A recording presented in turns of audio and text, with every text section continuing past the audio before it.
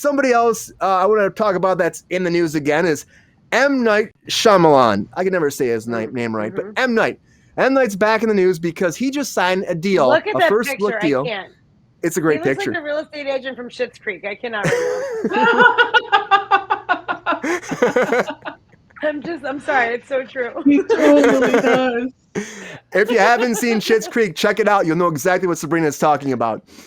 But he just signed a deal, a first look deal for directing with WB, with Warner Brothers, which is interesting because his last project with WB was Lady in the Water, which did not do well.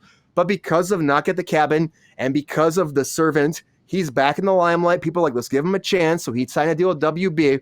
He's going to have a first look deal with them. And right now his first picture coming out is a project that he directed. It comes out, I think, next summer. And then his actual daughter got a deal with them too. Nepotism a little Shocking. bit. So his daughter got a deal with them as well, and she's doing her own project too. So that'll be coming out under WB. So he's got this whole deal, and they're saying, hey, we're giving you a chance, bring him back, because he's doing so well. They're expecting glorious things for their productions. We'll see what happens. You know, like I say, he's hit and miss all the time when it comes to him. Sometimes I love his stuff, sometimes I hate it. The Watchers is the name of the project that his daughter is doing, and his project, I'm going blank on the name of that. The Watcher? The Watchers is like his daughter's project, yeah.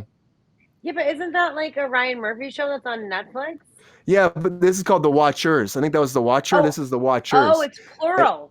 And it comes out June 7th, 2024. I appreciate it. Yeah, so it's a little different. You know? Yeah, and his project is called Trap, actually. So, thinking about this, what do we think about M. Night? I'm going to go to Sabrina. What do you think about M. Night? Do you think this is a good thing that WB would be like, let's sign a deal with you because he's been so hot right now? Or do you think they should look at their past and be like, you did Lady in the Water, it was shit, why would we sign you again? Honestly, like, I agree with what Rachel said. She's like, I'm so over him. And like, he is, I was so over him until The Servant. Like, The Servant is really good and I look forward to it. And at this season, actually, not so much, not loving it.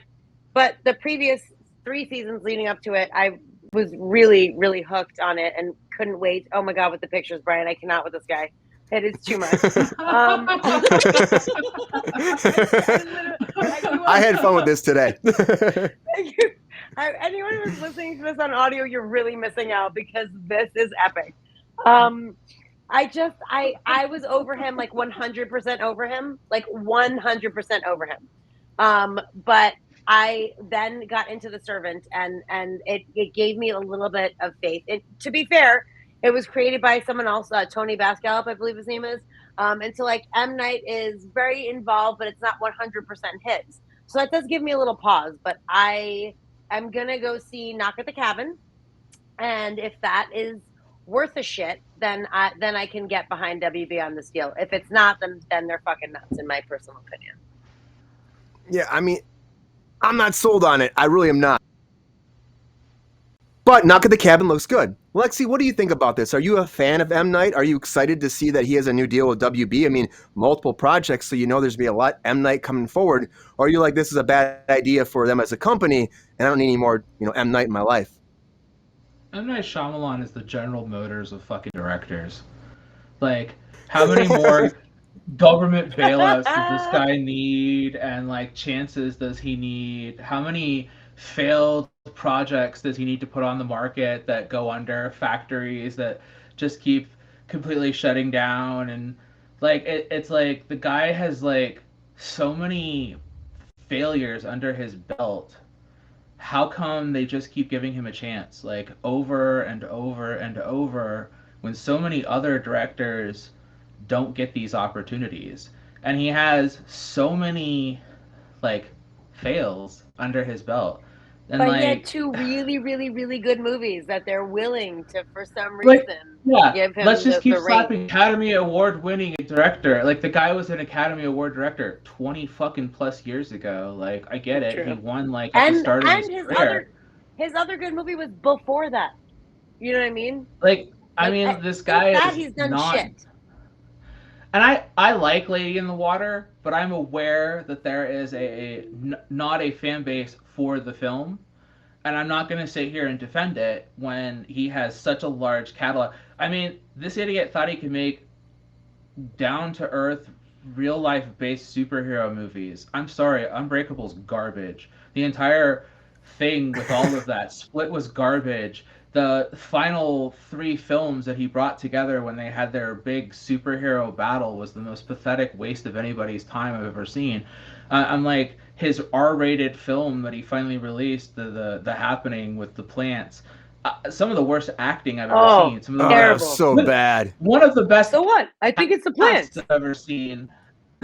But like, In how a do you shitty have movie. such great actors with such bad acting? I'm like, I love John Leguizamo. How did you get such a bad performance out of him? I'm like, I saw this guy play clown in Spawn, and he did an amazing performance. I'm like, you can clearly get good acting out of this guy in shit films. So how is it that you had all the backing in the world and just keep producing garbage after garbage after garbage? The Avatar film, like, it's one of the most hated films ever made. Oh I'm yeah. like, but yet they just keep backing him and backing him and backing him. Oh, let's give him another chance. Let's give him another chance. I'm like, what do we keep giving this guy Why? another chance for? Why does this guy Wait, keep what- getting what hailed film? as this great The Last the Airbender. Avatar: The Last Airbender? Like, it's Oh, one of the oh, most oh. hated films by fans of That was Avatar: The him? Last Airbender. Like, Yeah, it was him. I it's know that was him.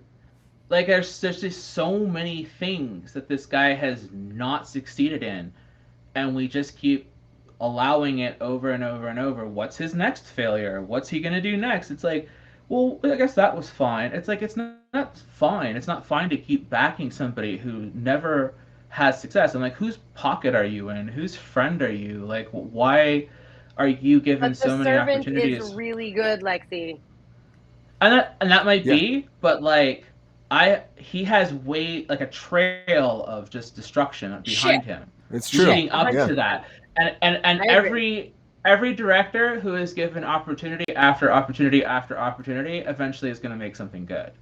Like, Yeah. how could True. you not when you have those many opportunities handed to you? So True.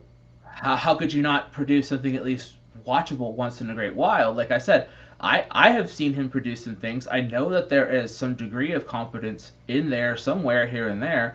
Nothing he's ever made is truly ever original or whatever. It's all based off of one thing or another. But I don't know. I think this is a terrible investment on Warner Brothers' behalf, and I think they're going to shoot themselves in the foot with this. Like, Yeah.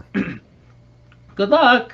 Good luck. Let's see Good if he luck. gives- We'll see Let's what see if he gives you happens. another. What was that one that he did where the kids came over to stay with the grandparents? That's probably one of the most abysmal Oh, films I've ever yeah. seen in my entire life. Like, I can didn't we even not see talk that about one. one? Let's not Oh, talk. he About, did. No, Cabin in the we Woods. did watch that. It was called Oh. Sundowners or The Visit. I Sundowning. think it's or- called The Visit.